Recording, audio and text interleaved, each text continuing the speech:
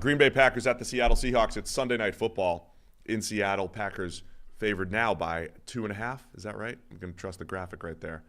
Has been 3. It's now at 2.5. First place, Seattle at 8-5 against third place, Green Bay, 9-4. Seattle, I mean, generally rounding into form with the caveat of, they had a good game on the interior of that offensive line going up against a very weak, in terms of personnel, group in Arizona. Green Bay can definitely bring more to the table than that. I would say generally the Packers are stronger on the edge than they are on the interior, which helps Seattle. But that's the thing for Seattle. Any given week, it's like if they get reasonable play from the interior of the offensive line, I think they're in really good shape. If they don't, that could be a problem. Yeah, I mean, I think rounding into form is the right way to describe Seattle right now. Geno Smith's had a very good year. I think he's taken care of the ball, especially in recent weeks. He's been just a high completion percentage, efficiency type of QB in a difficult situation, right? He's had a lot of those weeks where the right side of the offensive line has been awful in pass protection, and he's still making do. And then you have, you go back to that draft pick of Jaxon Smith-Njigba, right? They had those 2 picks in the first round, Devin Witherspoon.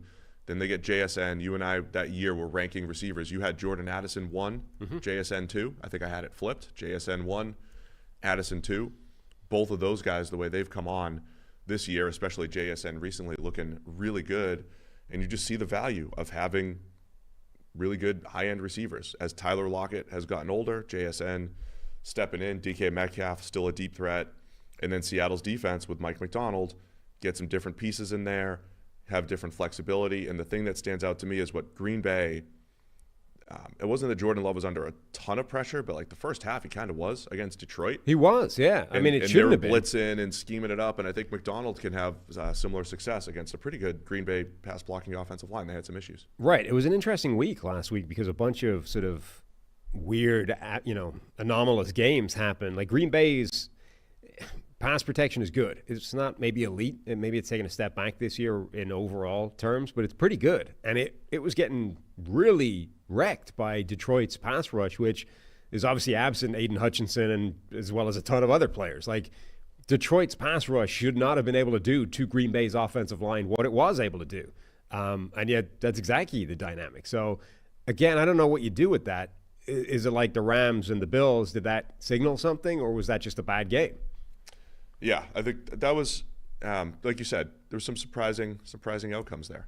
And then, Packers offensively, again, I think Love, like what I just described with Geno Smith, Love's been playing pretty solid the last couple of weeks. We saw that not as many big-time throws as we saw last year from Jordan Love, but he still has it in him. We saw that one play in particular where he's under pressure and like what Jordan Love is capable of. And I still have this, I'll describe the Packers the way I've described the Steelers offense. The ceiling is still there. I don't think the Packers have come close to hitting their ceiling offensively. Maybe it's because, you're relying on Josh Jacobs a little bit more, but the Packers offense has multiple ways to win with a plethora of different playmakers. Tucker Kraft having a great year.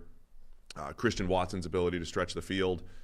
Love's ability to make big-time throws when needed, and their ability to win on the ground with Josh Jacobs with a solid offensive line. So the Packers are just solid across the board. Seattle looks like a good, solid team across the board. I think for Seattle, this is kind of their test.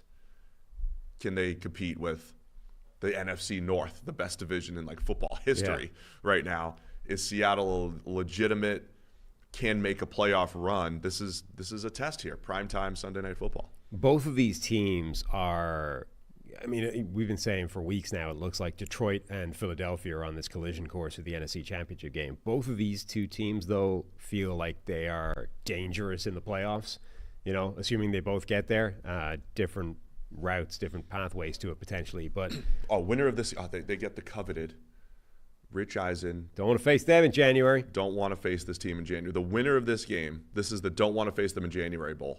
Yeah. The winner is going to get that. Monday morning, you think you want to run into Seattle in the playoffs? You want to run into Green Bay? I know they're in third in the North. You want to run into Green Bay? Absolutely not. Yeah. I mean, easily you could. I mean, Green Bay already did it last year. Essentially, hit the postseason on a hot streak and was dangerous. I think either one of these two teams is potentially extremely dangerous in the postseason. Yeah, completely agree.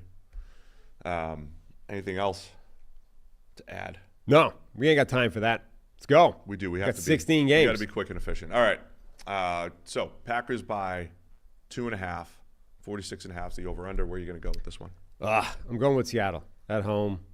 I think they'll have enough to cover that. Home dogs, man. I'm going to take Seattle. Harry's going to go with Green Bay here. Thanks for watching all the way to the end of our video. For more great content, click here to subscribe and here to watch another video. We'll see you again soon.